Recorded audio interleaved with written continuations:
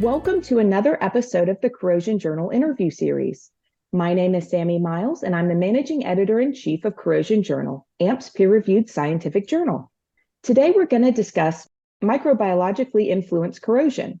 I'm excited to welcome guests Jason Lee from the Naval Research Laboratory and Susmitha Kotu from DNV. Thank you for joining me today. My pleasure.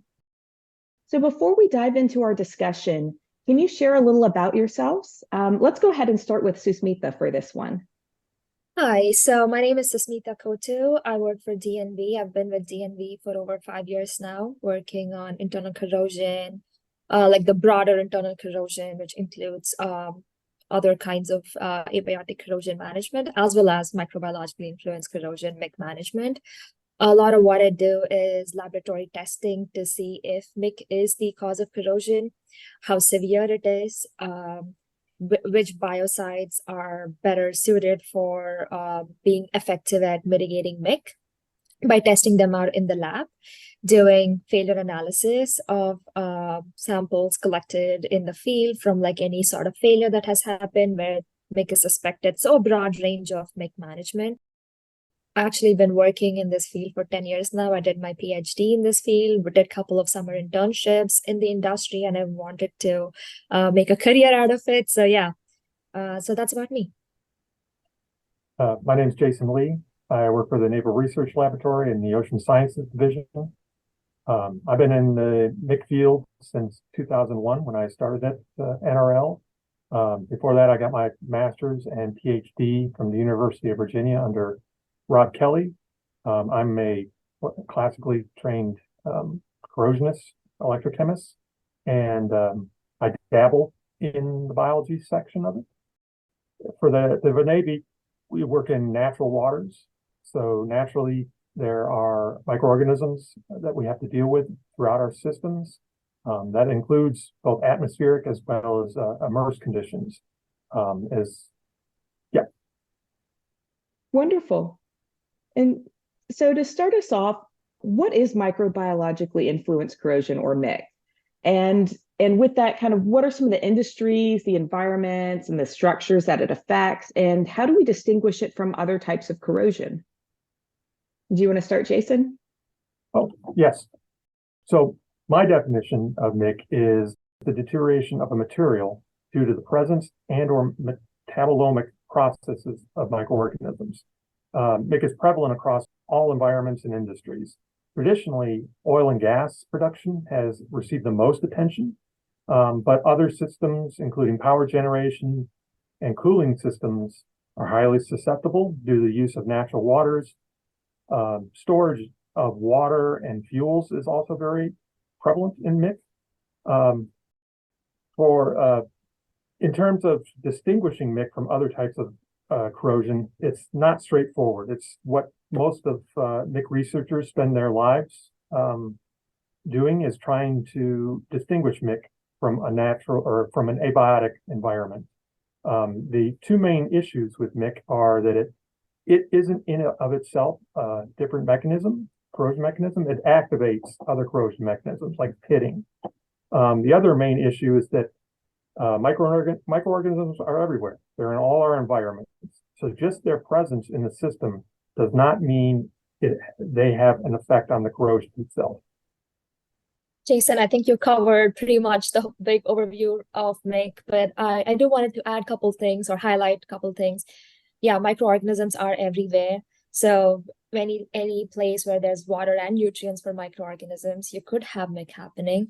So the biggest challenge, as Jason mentioned, is trying to distinguish whether MIC is happening or it's just that microorganisms are present just like anywhere else. And there's other kinds of corrosion mechanisms going on.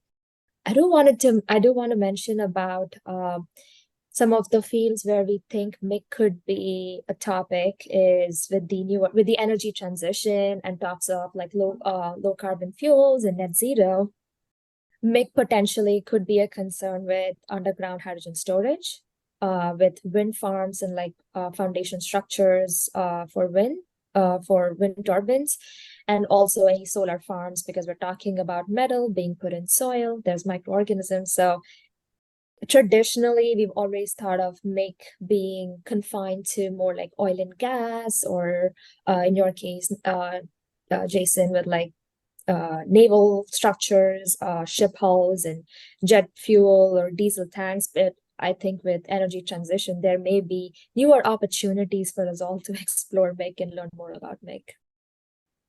That's really interesting. I had never thought about it in solar and wind industries before, with the components where it's touching soil. So that's interesting. Good to learn something new. And building off of that, can we predict when and where MIC will occur? I know Jason had just touched on some of the complications really in narrowing it down, but are we able to predict maybe when it might occur?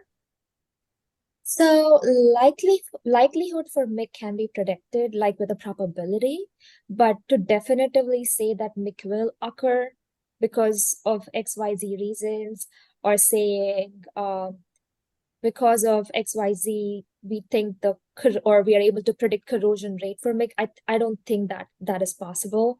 We are still far away from getting to that definitive stage in MIC. It's more like likelihood.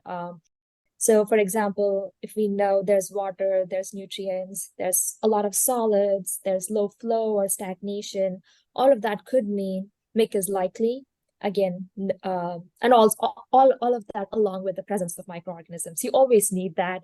That's a given. So the fact that I did not mention it does not mean you can have MIC without microorganisms, but that's a given that microorganisms have to be there. But with all of the other environmental factors or other kinds of other influences that are present, so we could say MIC is likely, but not definitively say MIC for sure will happen.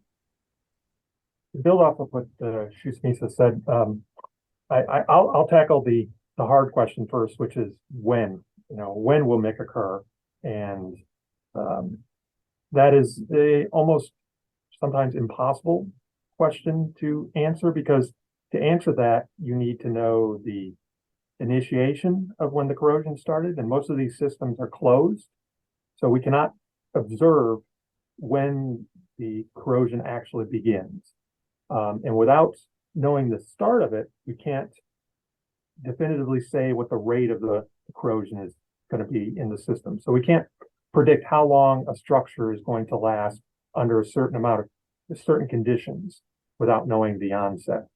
To kind of repeat what Susmitha had mentioned, for myself, when we're talking about where MIC will occur, we know certain systems and environments that it's very susceptible to.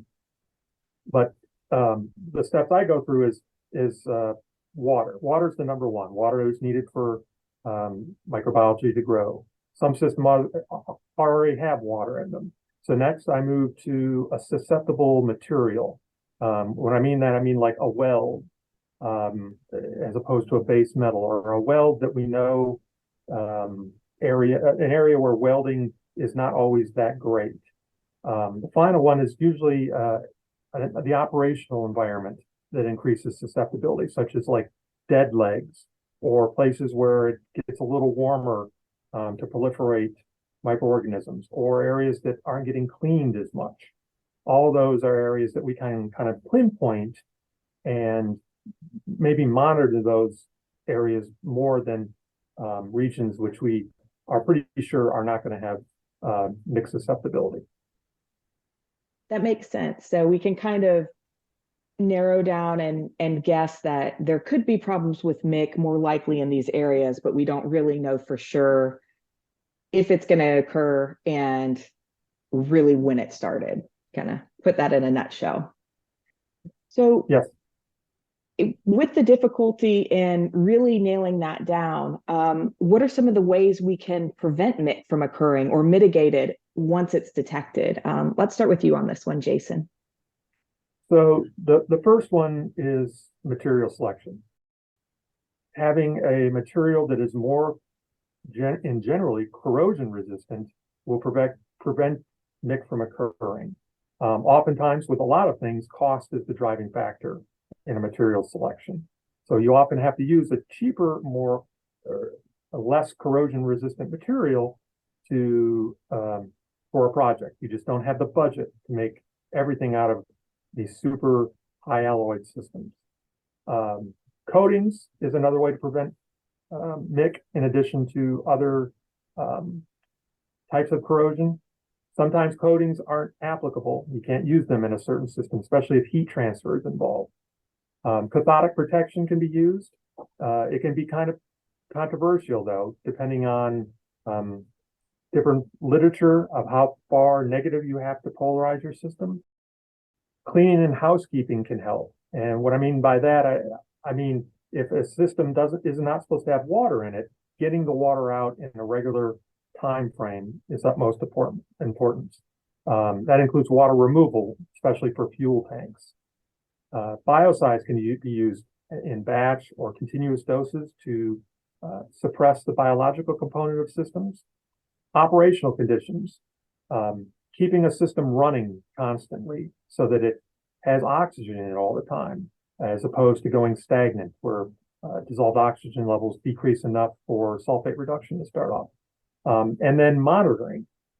For myself, monitoring the biological, chemical, and electrochemical parameters of the system, especially areas that you know are susceptible. You can use that data to identify when a system goes off of parameter specs and know that maybe you might now have a MIC susceptibility situation that you can prevent. And lastly, the mitigation part, which is a lot smaller. It involves cleaning, usually by mechanical or chemical treatments, followed by biocides. And then you also can mitigate through operational and maintenance changes, maybe increase your housekeeping or cleaning of the system, making sure it is slimes and all kinds of things that build up in operation are removed. You're never going to be able to sanitize the system, but at least keeping it clean so that the operation of it reduces the likelihood of MIC occurring. And Susmitha, any additional thoughts there? Yes. I think what Jason covered the wide overview of everything, but from a pipeline operations perspective, which is what a lot of what we deal with on a day-to-day basis is about. Pigging, which is a physical form of mitigation, does help with removal of any water that is stagnant in the system, removal of solids, which are these nice little spots for microorganisms and biofilms to grow and proliferate and be protected from the rest of the system. So pigging also helps remove solids, and even sometimes, depending on the kinds of pigs, if it's a pig with brushes, it can also help remove any biofilm that is stuck onto the pipe surface. So physical mitigation is one, and then Jason mentioned chemical mitigation. There's biocides and also some corrosion inhibitors that have some biocidal claims, so they can help maybe disperse or help disperse biofilms, or help biocides get inside biofilms by dispersing the biofilm itself. So and then the most effective mitigation from a pipeline perspective, again, is a combination of both, where you would first do pigging to help remove any solids or biofilms, and then use your chemicals. So the chemical has less to do with more solids being removed and the fact that the solids are not interfering with the chemical performance. And then now you have the chemical being able to reach the pipe surface without all the solids that are present to actually be more effective. So a combination method would actually be most useful for preventing and mitigating MIC. Wonderful. And what are some of the recent advances in understanding, detecting, and preventing MIC?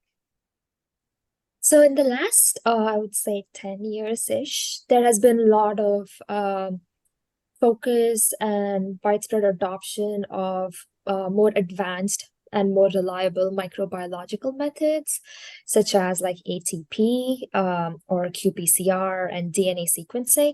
So ATP is a method that can measure the molecule ATP, which is an energy storage molecule present in all living cells, including humans. Presence of ATP and the numbers or concentration of ATP can be correlated to the activity of microorganisms. So that can be a proxy for if microorganisms are active and are they causing corrosion. So combining a method like ATP with some of the more advanced DNA techniques like qPCR or DNA sequencing can help us identify which types of microorganisms are present with these DNA-based techniques. So for example, qPCR can be used to get info on the total numbers of bacteria and total numbers of archaea, and also specifically numbers of specific functional groups of microorganisms. Very commonly, sulfate-producing bacteria and acid-producing bacteria are seen in MIC, but we know a lot of MIC scenarios where those two are not present, and MIC is actually mediated by methanogens or sulfur oxidizing bacteria, ion oxidizing bacteria. So there's no one group of microorganisms that is always present, and it's not a combination, or it's not, and we don't even know if that list that we have right now is all inclusive. So, but what we do know is if you can combine more methods, like a method like ATP, which does not look at specifically a type of microorganism, but overall looks at the microbial activity, and methods like DNA sequencing and qPCR, which look at specific types of microorganisms or total numbers of microorganisms, and then that would give like an overview of the characterizing the microbial community. So in the last 10 years, there's been a lot of focus on adopting these methods instead of the more traditionally used seed-into-dilution bottles, which have some disadvantages. Again, every method has its own disadvantages, but the fact that there's more reliable methods, that has been one area that has helped assist a better understanding of microbiological communities that are associated with MIC. And then I would say there's more emphasis now on the fact that it's not just the mere presence of microorganisms that causes MIC, but also trying to integrate information about the microbiology, which is the community, the types, the numbers, all of that, along with what is the chemical environment like, what is the material that is there, what types of corrosion products are being formed, are those corrosion products characteristic to abiotic mechanisms, or are they characteristic to some of the MIC mechanisms that we know of, and then trying to integrate all of that with the operational data, and then using that info for diagnosing MIC, for any failure analysis, for ongoing monitoring. So I would say like these are, in my view, like the top two areas where there's been a lot of understanding and research focus in the last 10 years-ish. Well, Susmitha has covered it pretty much in whole. I think from my standpoint, the two advances are in operational conditions where you can use risk-based modeling to identify areas that are going to be susceptible to MIC. That's where a lot of the modeling has been driven, and it helps operators and owner-operators and users to predict where MIC will happen. From an academic standpoint, for myself, it's more about looking at MIC in more and more of a holistic view. So taking parts of all the different evidence you can and weighing them equally. We all have our internal biases. I'm a material person. I'm an electrochemist. So I naturally give more weight to corrosion parameters of a system as opposed to microbiology. And I would say microbiologists oftentimes give more weight to the microbiological components. I think the advancements have been where people have been working together of different backgrounds and subject matter expertise, and giving each other the weight of their evidence so that we can predict this a little bit better and understand the mechanisms that are going on behind the MIC that's happening in different systems. Also, I think trying to come to terms with each system is going to be a little different. So anything that you develop for oil and gas, a prediction system, is not going to be necessarily applicable for something, say, like a water storage system or a heat exchanger. These systems are very unique, and actually a lot of systems the same type of system have different operating and exposure conditions. So getting a bigger view of it all, stepping back and incorporating all the data you have. Don't dismiss everything, or parts of it that you don't necessarily understand. If you don't understand it, I always recommend going to someone to talk about it. I don't know a lot about the new molecular microbiological techniques, so I always work with my microbiologists or mycologists if it's fungi. But embracing that we're all in this together and that we all need each other to prevent MIC from occurring. Yeah, I agree with you, Jason, that MIC does require a lot of interdisciplinary focus, and it's getting better over the years. Definitely gotten a lot better over the years. Agreed. That's good to hear. And with that, probably kind of related to that, what are some of the current challenges that we're having with MIC? And are there some areas that still need some more research? It's kind of, my guess is it's going to be a yes on more areas for research, but let's start with you on that one, Jason. So the answer is yes. And I've always said the holy grail of MIC research and everything that people work into it is trying to focus on the activity, and I don't like using that word because it's kind of generalized, but I'll use it anyways, the activity of a microorganism and how that activity relates to a corrosion rate in real time. That is the holy grail for me of microbiologically influenced corrosion. We're continually getting there from multiple angles. Microbiologists are getting closer and closer. Material people are getting closer and closer, and we can't forget environmental chemists, because we're working in a chemical environment, and understanding the chemistry of the system, abiotic chemistry, specifically how it changes as microorganisms proliferate and grow in a system, is another area that needs to be filled. So all three of those environments coming together and linking them together, their effects.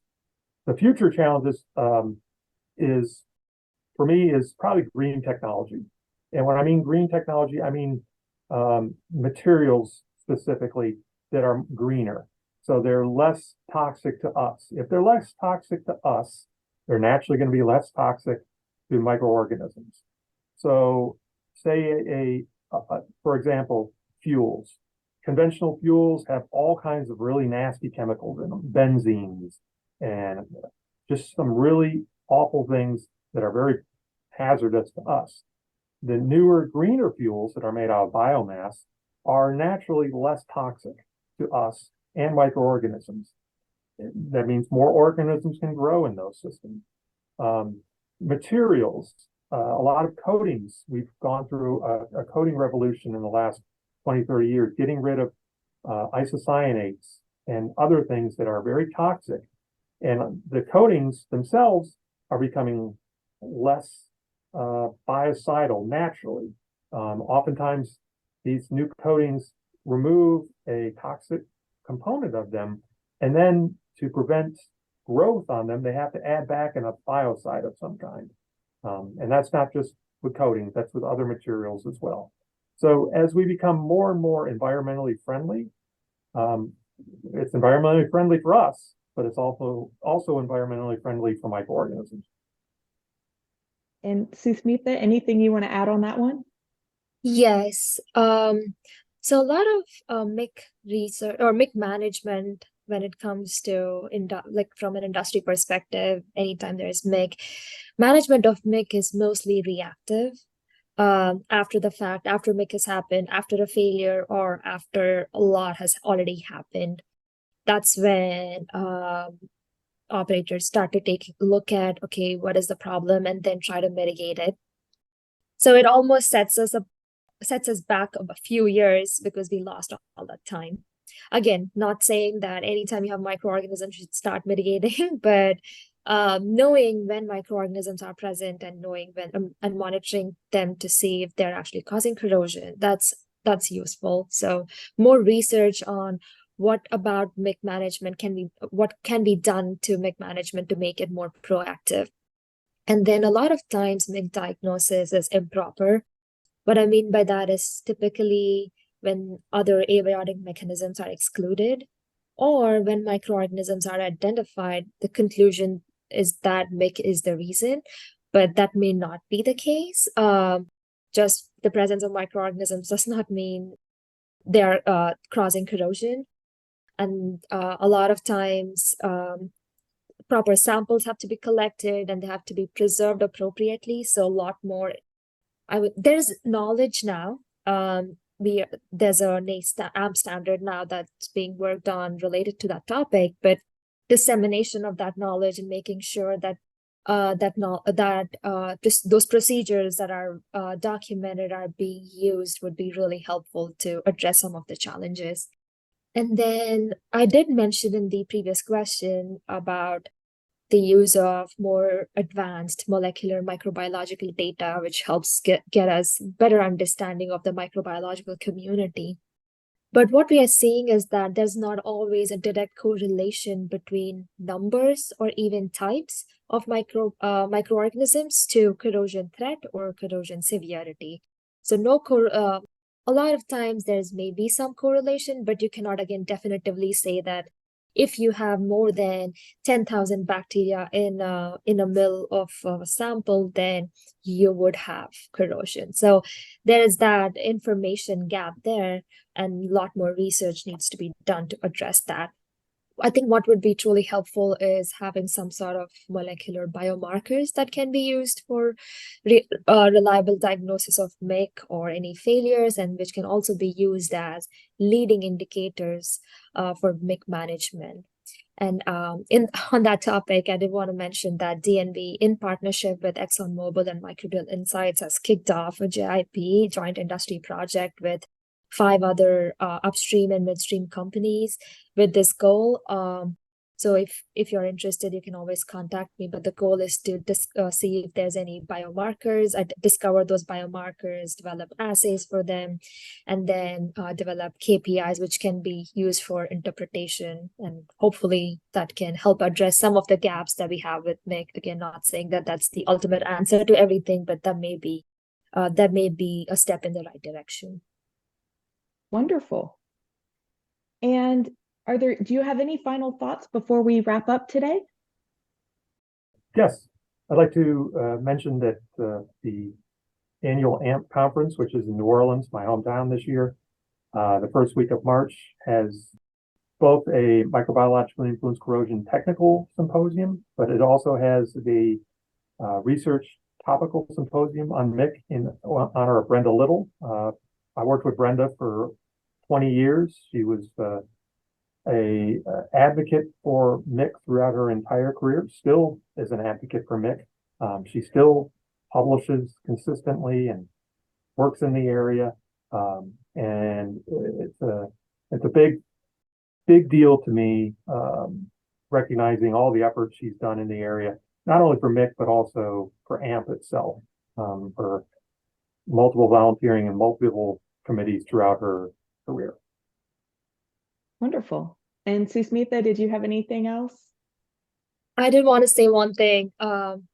If there's anything you take away from this podcast, it's that just microorganisms does not mean there's MIC, but also it does not mean that because it does not mean MIC, maybe you don't need to do anything. Always monitor, as Jason emphasized, monitoring is very important. Measure what's happening in your system, whether it's microbiological populations or corrosion. That's from like an industry perspective, and then more interdisciplinary focus for academic research. So yeah. Wonderful. And thanks to both of you for joining me today. If anybody wants to learn more and follow up later, what's one way that they can get in contact with you? Sammy, they can either send me an email, so susmitha.kotu@dnv.com, or they can even reach out to me on LinkedIn. I'll be happy to share some resources or chat one-on-one with someone about the topic. Wonderful. And with that, I'm Sammy Miles here with Jason Lee and Susmitha Kotu, and thanks for listening to another episode of the Corrosion Journal interview series. You can subscribe to AMP podcasts if you haven't already on Apple, Google, Spotify, and all the major distributors. If you want to learn about the journal, make sure to visit corrosionjournal.org. You can also find full episodes of all AMP podcasts on amp.org. That is ampp.org. We'll be back soon with another episode. Thanks for listening.